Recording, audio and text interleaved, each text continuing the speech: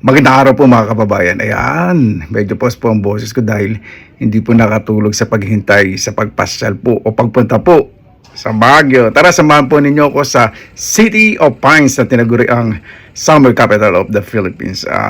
Enjoy lang po tayo.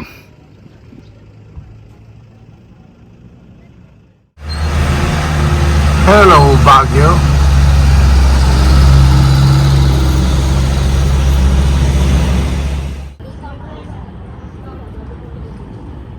Siyempre, pag pupunta kayo sa mga ganito, todo nyo naman ang get up nyo. Hello. Di ba? Halatang taga-ibang lugar ko. Kami, ganyan. With accent. Di ba?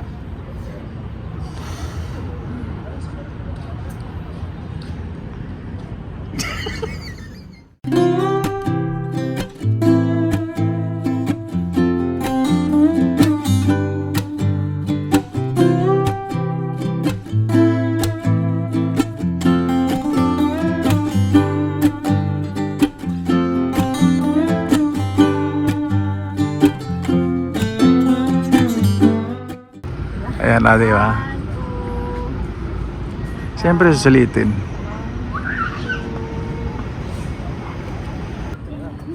Kailan magkabing tayo? Ha? Ayan, nandito po kami ngayon sa, ang tawag dito Glenn? Mirador.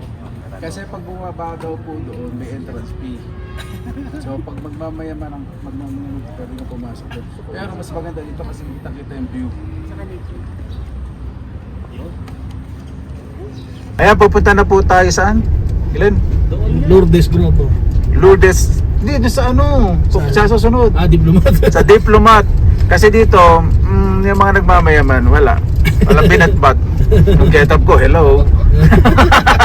Hindi, joke lang. Nakakatuwa po kasi kailangan pag pasyal po sa ganito, hindi naman po kailangan kusan yung mga entrance fee.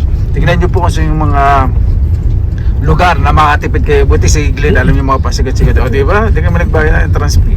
Pang bulalo din yun. Kaya nakapasok na po kami dito sa Diplomat. Medyo, ano oras na ba? 5:30. 5:30. Hindi na po kami umabot sa entrance. Ibig sabihin nun, libre kami. Alero na naman kami. Bulalo, saka may pang ice cream. Ay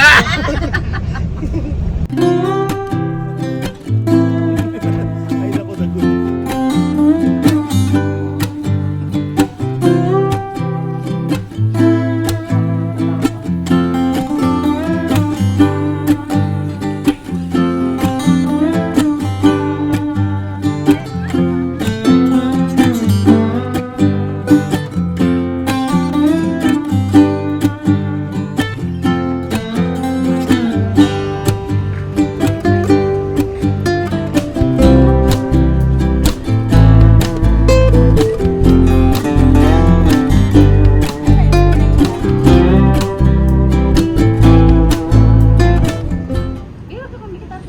Nakaka-relax po pag nandito. Pakiramdam ko po parang sa Finland din po pag pumunta akong south. Pero wala na po kasing mga bundok doon na matataas eh. Maklase talaga dito sa Baguio, disiplina. Napakalinis po ng mga kali. Hindi po talaga maikakailan na summer capital of the Philippines ang Baguio. Ganito po mangyayari kapag may disiplina po ang isang pamayanan. Dadayuhin kapag may pagkakaisa po yung mga tao. Yung respeto sa kapaligiran, sa mga istruktura, higit po sa lahat sa kapwa. Ito daw po yung nasama sa Guinness Book of World Record. Ayun pala, welcome to the Baguio Pride Guinness World of Records. Largest 10 Commandments tablet building in the world. Ayun pala yun. Dito po tayo kakain ngayon ng hapunan sa Mindas Eatery. Yung bulalo po dito, only sabaw po. Saka pag umorder po talaga dito, sinasabi po nila kung gano'ng karami for ilang tao. Hindi po sila kuha ng order. Sabi nila, naku sir, masyado marami order. Pwede lang, kahit isang order. O, diba? Ganun. Ayan. May libreng coffee. Ay po ba yung pinaluto? Sala. Mabait po ng tao dito. Senting Mindas Restaurant. Ayan po ang bulalo. Ah, di ba? Winner na winner. Sa pagsaserve lang talaga, busog na busog ka na. Salamat po. Ang laki pala. Magkano po yung bulalo nyo? 270 lang po. Imagine po yung 270, o, di ba? Isang kawaling maliit sa atin sa Bulacan. Ang laki. Grabe, napakasarap po dito. Sabaw palang winner na winner. Ang dami pala. Kasi inisip ko po syempre, ako po i-compare sa amin. Pag marti po ng bulalo, hindi po gantong karami.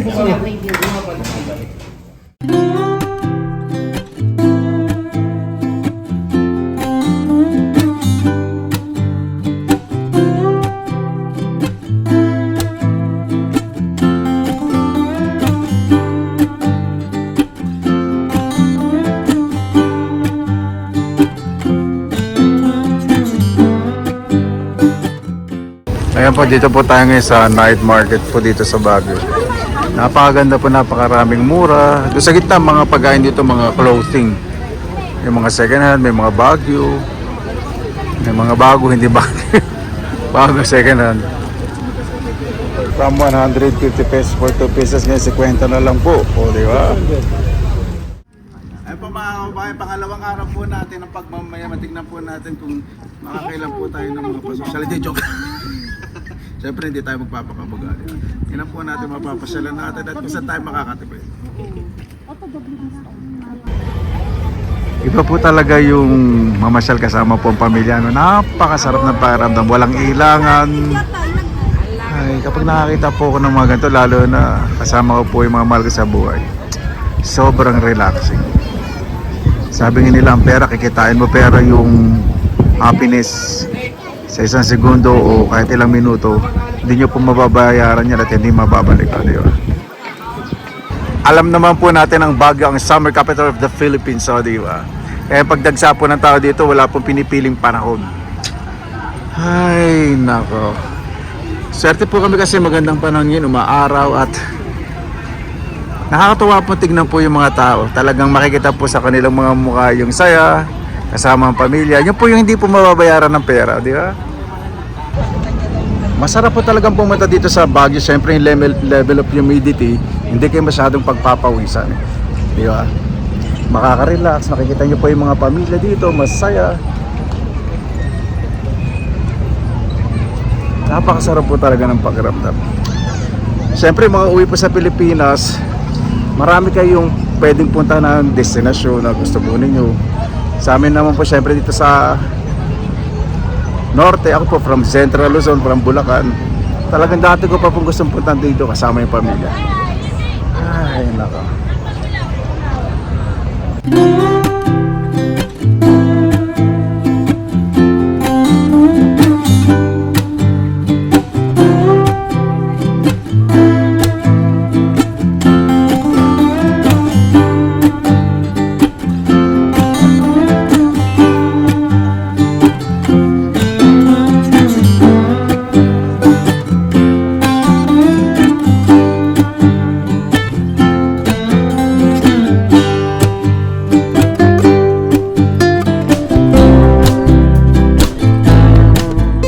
Yan, dito naman po tayo sa Wright Park, W-R-I-G-H-T. May mga souvenirs. Dito na po yung magsusuot kayo ng igorot na traditional po na clothing pag nagpapapicture. Ayan, dito po tayo sa mga sweets and delicacies. Ano pangalan mo ate? Angel po. Ano pangalan itong tindahan nyo? Wala po siya. Walang pangalan dito po sa dulo pag pumunta po kayo dito. Ano pangalan ito? Wright Park? Right park po. Upper right park. Ayan po si, ano pangalan ate? Angel po. Ayun, nakalimutan ko na, Angel. Talagang angel na angel po siya pag nag-serve. Napakabait. Dito po yan sa dulo. Dito po sa mga may sweets and delicacies.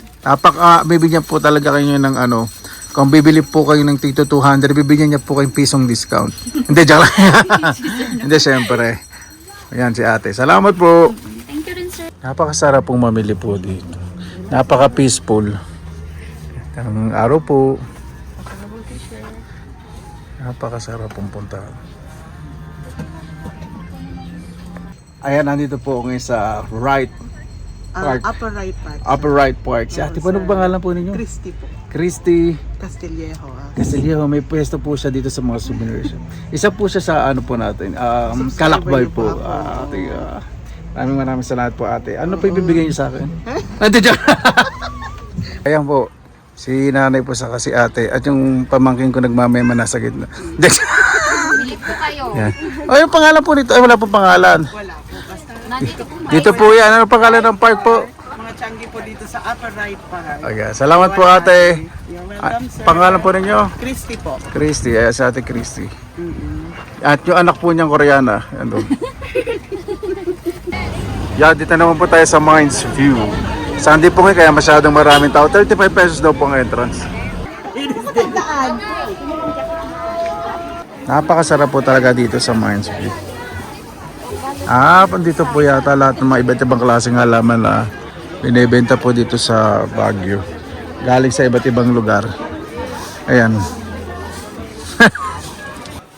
Tapos ang view, napakaganda. Yung mga souvenirs. Ito yung mga Igorot costumes, iba-iba.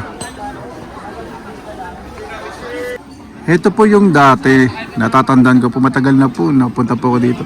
Yung meron pong nasa gilid ng mga bangin, yung pag nagagis kayo ng coin, may mga sasalubuti, wala na po yun kasi syempre delikado po doon sa buhay. Ngayon po, parang ginawa nilang wishing well. Di ba? Para safety nga naman, para po sa lahat. Yan, ito po yung 360 degrees view. 360 degrees view angle. Ayan. Dami pang tangay nakakatuwa. Sanay kasi.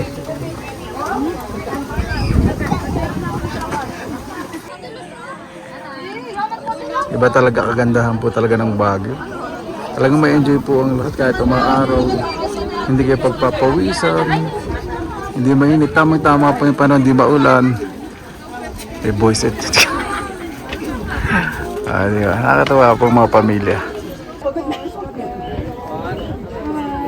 Ayan, dito na po tayo sa Cannon Road. Ayan, bilihan ng mga gulay, strawberry, may ibang delicacies din po, di ba? Sabi nila pag pupunta kayo ng Baguio, kailangan dumadaan kayo dito. Di ba? Ay, napakaganda ng panahon. Paano po? Ay, salamat sa Panginoon. Maraming salamat na po sa inyong oras na ilan sa Pinilakang Lakbay. Basta, pagkasama po ang pamilya, dapat lang po masaya, iwasan po ang drama. Di ba? Basta lagi po tayong positive vibes, good vibes. God bless, ingat po lagi, magandang araw. Laban lang!